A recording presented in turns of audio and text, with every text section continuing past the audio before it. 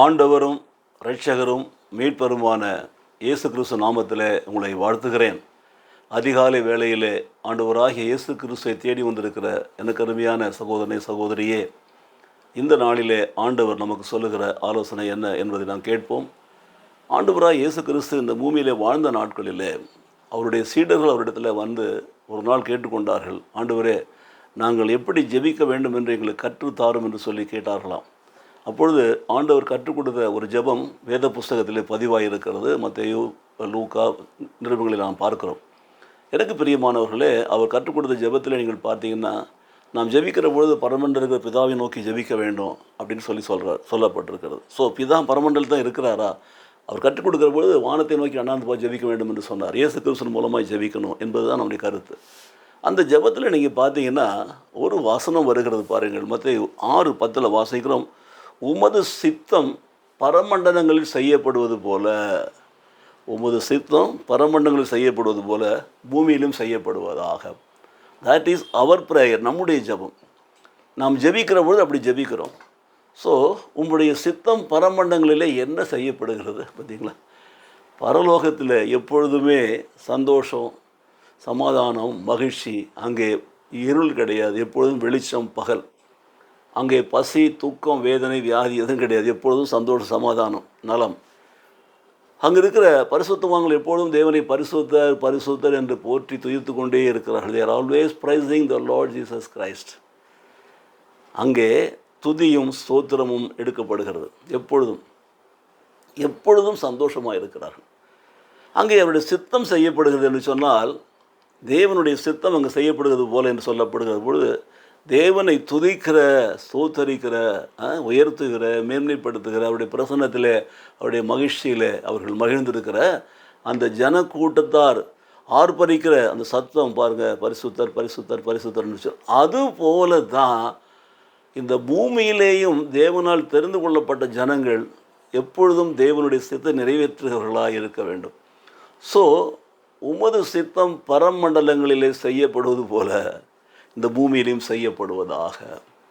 படைத்தான், படைப்பெல்லாம் மனுவுக்காக, மனுவை படைத்தான் தன்னை வணங்க என்று சொல்லி உலகத்தில் சொல்லுவார்கள் பாருங்கள். கர்த்தரை துதிக்க வேண்டும், துதியும் கன மகிமையும் செலுத்த வேண்டும். எல்லாவற்றையும் படைத்து எல்லாவற்றையும் மனுஷன் கையில் கொடுத்துட்டார் பாருங்கள். அவருடைய வார்த்தை கீழ்ப்படியணும் என்று சொல்லி, அவரை கனப்படுத்த வேண்டும் என்று சொல்லி. அப்போது அவருடைய சித்தம் என்னதென்று நாம் அறிந்தால் தானே நாம் துதிக்க முடியும். நான் சித்தம் சொல்லுகிறேன், ஒரு காரியம் சொல்லுகிறேன், அங்கே எப்பொழுதும் பாடி துதித்து போற்றி ஆர்ப்பரித்து மகிழ்ச்சியோடு இருக்கிறார்கள்.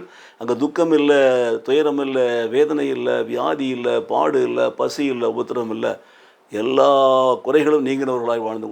அது போல் இந்த பூமியில் ஆண்டவர்களால் தெரிந்து கொள்ளப்பட்ட ஜனங்கள், ஆண்டவரை ஆராதிக்கிற ஜனங்கள், ஆண்டவருடைய பிள்ளைகளாக அவருடைய வாழ்க்கையில் அப்படிப்பட்ட ஒரு மகிழ்ச்சியும் நிறைவும் இருக்க வேண்டும் என்று சொல்லி தான் தேவன் விரும்புகிறார். தட் இஸ் தேவனுடைய சித்தம். நம்மை படைத்தவர் நம்மை பாடுபட்டு வேதனைப்பட்டு இந்த பூமியிலே கஷ்டப்பட்டு பட்டினி கிடந்து நாம் அப்படிப்பட்டதற்காக படைக்கவே இல்லை. நாம் சந்தோஷமாய் சமாதானமாய் தேவனுடைய பிள்ளைகளாய் வாழ வேண்டும் என்று தான் படைத்தார்.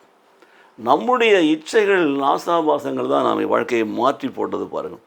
ஆகவே தான் ரோமருக்கு எழுதிய நிருபத்தில் வாசிக்கிறோம், 12வது அதிகாரத்தில் 2வது வசனத்தில், தேவனுடைய பரிபூர்ண சித்தம் என்னதென்று பகுத்தறியத்தக்கதாக உங்கள் மனம் புதிதாகிறதுனாலே நீங்கள் மறுரூபமாகுங்கள்.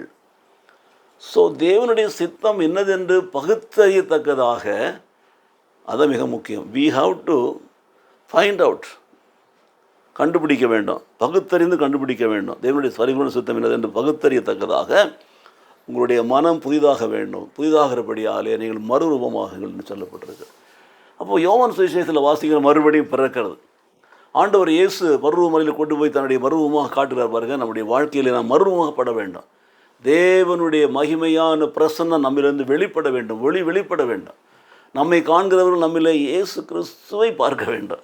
நம்முடைய ரூபம் மாற வேண்டும். நாம் என்னார் என்று அறிகிற பொழுது நாம் கிறிஸ்துவின் பிள்ளைகள் என்பதை நம்முடைய ரூபம் காட்ட வேண்டும். ஸோ மறுரூபம் மறுபடியும் பிறக்கிறது. மறுபடியும் பிறந்த ஒரு பரிசுத்தமாக்கப்பட்ட தேவனிடத்தில் மகிழ்ச்சியை வாழ்கிற ஒரு சரீரம், ஒரு தோற்றம், இவைகளெல்லாம் எப்போ வருகிறது? நம்முடைய மனம் புதிதாகிற பொழுது. பார்த்திங்களா? நம்முடைய மனம் சுத்திகரிக்கப்படுகிறது, மனம் பரிசுத்தமாக்கப்படுகிற பொழுது, மனத்தில் தேவனுடைய பிரசன்னம் வருகிற பொழுது, மனம் புதிதாகிறனா தான் மறுரூபமாக முடியும். மனம் புதிதான மறுரூபமாகும். மறுரூபமான அந்த தேவனுடைய பரிபூர்ண சித்தம் என்னதை பகுத்தறிவோம். அதை பகுத்தறிவோம் என்று சொன்னால் அந்த சித்தம் பரலோகத்தில் செய்யப்படுவது போல பூலோகத்திலும் செய்யப்படும்படியாக எல்லாரோடும் சமாதான சந்தோஷம் ஐக்கியமாய் வாழ்ந்து எப்பொழுதும் கர்த்தரை துதிக்கிற பிள்ளைகளாக வாழ்வோம். ஜெபிப்போமா? நேசிக்கிற நல்ல பிதாவே, நன்றி நிறைந்த உள்ளத்தோடுமே துதிக்கிறோம் சுவாமி. உமது சித்தம் பரமண்டங்களில் செய்யப்படுவது போல பூமியிலும் செய்யப்படுவா என்று சொல்லி எங்கள் செவிக்கு கற்றுக் கொடுத்தீர் ஆண்டவரே. மாத்திரமல்ல, அப்படிப்பட்ட சித்தத்தை நாங்கள் அறிந்து கொண்டு அதை உணர்ந்து தெரிந்து கொண்ட பிற்பாடு நாங்கள் எங்களுடைய மனம் புதிதாகி நாங்கள் மறுரூபமாகிறதுனாலே உண்மை துதிக்கிறோம், சோத்தரிக்கிறோம்.